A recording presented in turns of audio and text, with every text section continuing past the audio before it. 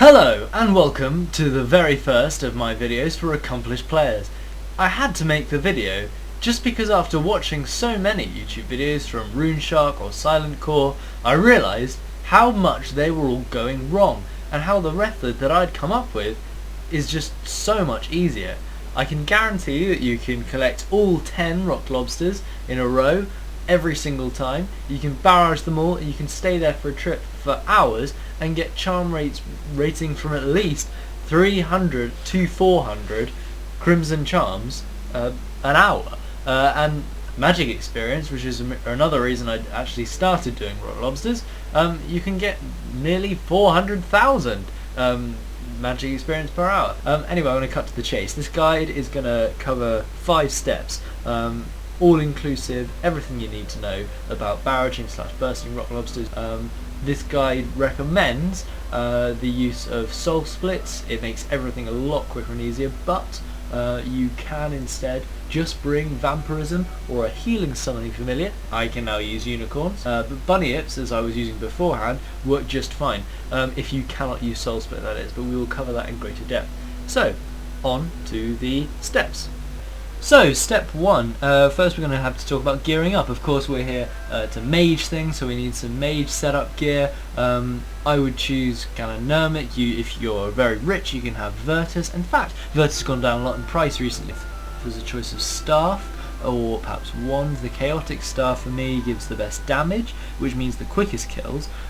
So there is going to be a small choice as we get into the sort of steps as to whether you want the quickest kills or the quickest charms, which would then mean that perhaps you spend less time there, because a master wand with a spirit shield, an arcane spirit shield is a very good choice, for example, something like that. A spectral spirit shield to stop draining your prayer means you can stay the longest. It doesn't drain your prayer, means you can use more prayer for actually praying, and it means it gives you extra defense. So master wand, that is fine. Equally, choices like arcane stream necklace, if you have it. Otherwise, a fury is just fine. You can see the magic crit is only very slightly lower on a fury, so really it's just because I have it. 6th Age circuit also is I think the best ring out there for it, but there are plenty of others you can use. Ring of Wealth, there's no need to bring it, but anything that works for you. The Seer's ring, the version like the Berserker's ring, but the version for mages, which I've actually never used in my life as a RuneScape player, that would probably work just fine. As far as the cape go, I've gone with the red cape you get from killing Nomad and the quest, just because of the prayer bonus, which is more important than the skill base of a skill kit. You can get anything like, any of them give decent magic crit. You can choose whichever one you want. And aura, this is really important. This will actually really affect your trip. Penance aura is seriously useful. It will give you an hour where you need to use absolutely no prayer potions whatsoever. So in a trip with getting 300 charms in an hour, 300 to 400 crimson charms, you can get 400 charms absolutely free without using a single dose of prayer potion if you use it well. I can't say this will last for everybody. If you have slightly lower defense, if you take the eye off the ball, if you have lag, there will be all sorts of problems involved, but seriously, it's a great idea. Otherwise, if you are slightly lower defense and you're worried about your health, which I really should state, especially in EOC, you have no need to be. There is no need at anywhere near these sorts of levels, like anywhere near level 90, like 80 plus, to be worried about your health. You can use vampirism. Also, if you don't have soul split, for example, vampirism, bringing runes for blood spells, that sort of thing is a great idea. Anyway, yeah, so that's the end of your gearing step. So, on to step 2, which is the inventory. And the first thing everyone will need, if you have it as a quest reward, the Holy Wrench. It slows down your prayer drain, very useful, especially for longer trips. And the second, utterly inseparable item, if you don't have him, get him. He is the Charming Imp, worth 100,000 Dungeoneering tokens. I guess for me, at level 107, that's not very many, but I mean, I've got all the chaotic weapons, blah blah blah. I got him last, but I really, might have even thought first, because especially if you want to do this, he is just so absolutely useful. It halves, quarters even your trip time every run you do with the lobsters. If the charms just go straight to your inventory, absolutely integrally useful.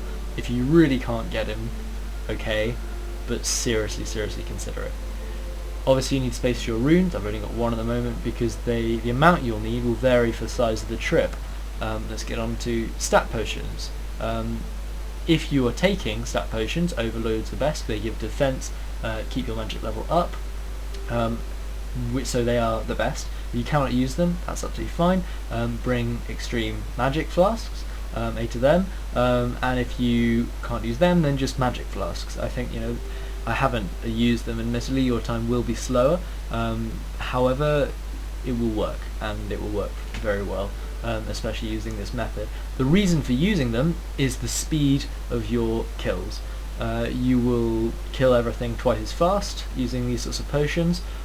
You will also, with the extra defense, it will help your health, but this all means that your trips will be of greater quality. You'll rake in the charms, which will of course mean that although your trip is half as short as if you had double the prayer, it is of more than double the quality, which means go on more trips. Get a friend. It takes 5 minutes to get back to the dungeon. It's really not too difficult, but the amount of charms you get will be seriously affected. So I would recommend this. However, if you really want to stick it out there, see how many you can get perhaps in one sitting, that's absolutely fine.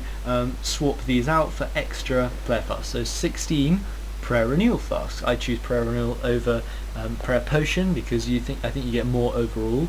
It also gives it at a very sort of steady rate. If you have chosen to go for the stat boost and the prayer, so half and half, that means you'll need obviously half as many runes. I would suggest around 2,000 to 3,000 casts is possible with this, and the amount of kills you get is whopping. It's huge. You obviously want to always take a few more runes than you think you may be able to use. I think 3,000 casts is very sensible. Of barrage, 3,000 casts, that's 6,000 blood runes, so it'll be what I'll be taking. 6,000, and 5 water runes for every 3,000 casts. That's 15,000 water runes. So something like that. So that is what it is for this sort of thing, and double that, so up to 12,000 blood runes and 30,000 water runes in one inventory if you're going to be using all prayer flasks. That is how many runes you can use. Think about the amount of charms you can get out of that. I mean, it is gigantic. You can get so many charms so quickly, so much experience. It's a wonderful method. Of course, for using burst, it's just double the amount of water runes for death. So for this sort of number, it's 6,000. It is 4 water runes for every 2 deaths. So 12,000 for every 6,000, or 24,000 for every 12,000. That's what it is. Next, I like collecting all 4 charms. I still use them. If you only want crimsons and blues, absolutely fine. Put in an extra bit of prayer, one prayer, 1 overload, 2 prayer, whichever system you're using. Perhaps an extra summoning familiar if you are looking for the health, if you're worried about a bit of extra health or some help with that. Obviously this leads on, summoning familiars. You need a familiar. I'm going to summon him in a second to get the most out of him. So summon 1 before you leave, which I'll do now. So you keep 1 familiar pouch in your...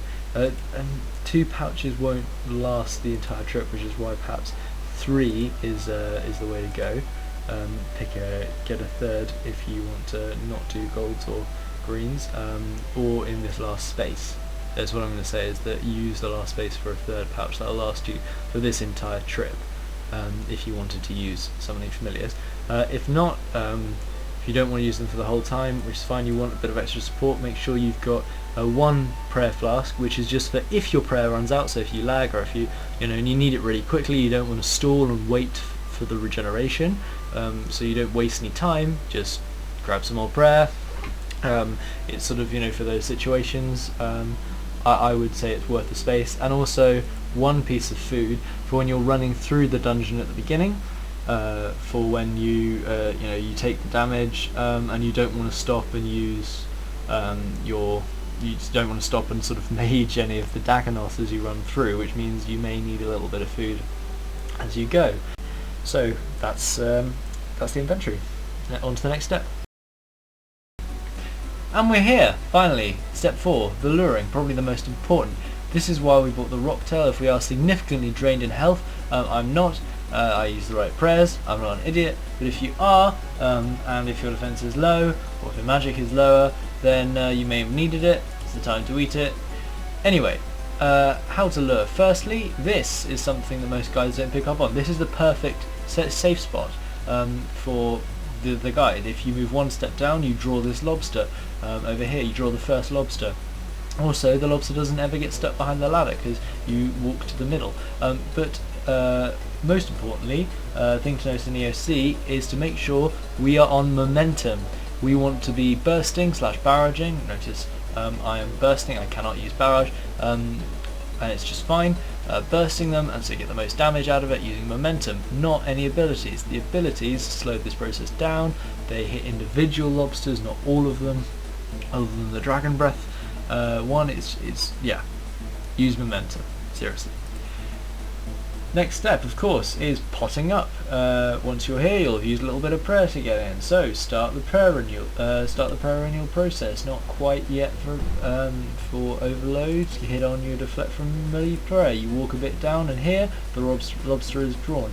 Just one final tip is that if you do manage to get him somehow, if you walk back and you get him stuck behind the ladder like this, this means that he won't immediately run out. So. Wow, that's really stuck. But usually he sort of just gets caught on the lip here like this. So he gets caught on the lip. The way to do it is to walk down one, and he'll come out. And if you get stuck behind the torch, you walk down too far, walk up. Anyway, now we've collected 2. All you need to do is run along here, and we collect them all. Collecting these 3, you get just above the 4th one. These guys will then pull out around the headland, around that cliff, and you carry on down. For some reason, most of the guys say ignore these 2, or certainly ignore the last one. I don't understand that. Don't ignore the last one. You see, these guys tried to come back, but all you need to do is pull them in and go to here.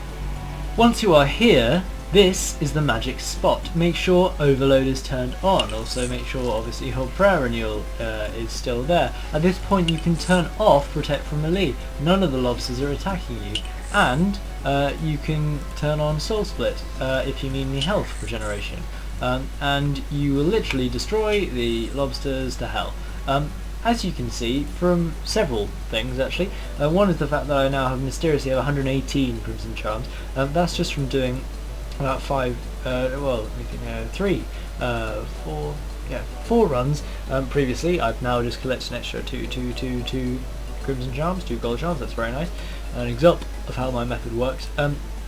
But the quantity there is just because I was halfway through filming and suddenly someone else ran through the dungeon, followed by King Lathas, or the king who is needed to complete this quest to get to this dungeon in the first place. It was rather annoying, but I will continue and endeavour to show you how to do it, even after having to redo it several times now.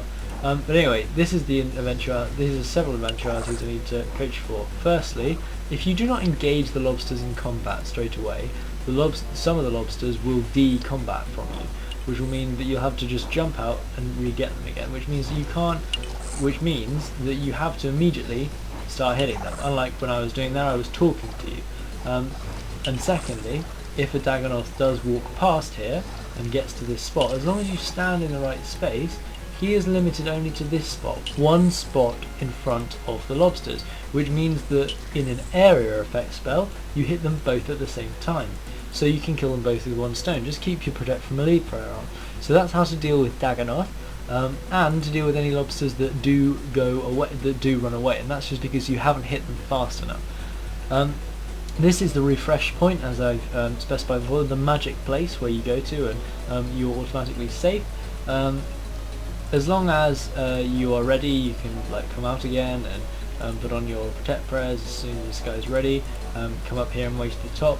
Oh, just as an aside, while you're watching, just watch my chat bar and you'll see the huge crimson, green charm, gold charm. I mean, that's the charm rates coming in with your imp. You don't have to do anything you know, about collecting them. You can just see them pop up and they'll turn into my inventory.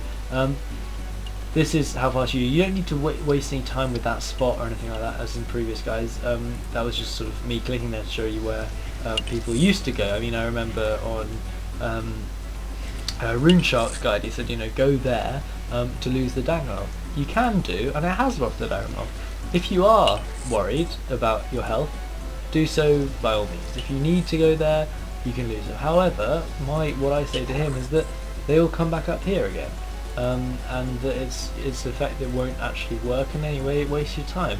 Why bother? Why do that when you can just get all your health back that you need using Soul Split, or using a familiar like this guy, like my unicorn, or anything like that. And so, you know, there is really, well, there is no reason to do any of that. All you need to do is keep running, keep going to the same spots, waiting for these ones to come around the headland, waiting so they don't all run way behind you, but just for those precious seconds, that's all it needs, and you're off and you're away. I hope this guide has been good. I hope you've enjoyed it. I hope that I've been informative, and that you will use this technique in the future. Make sure, just pick the right spots, you know, bombs away, you're ready, and that's all you need. Thank you.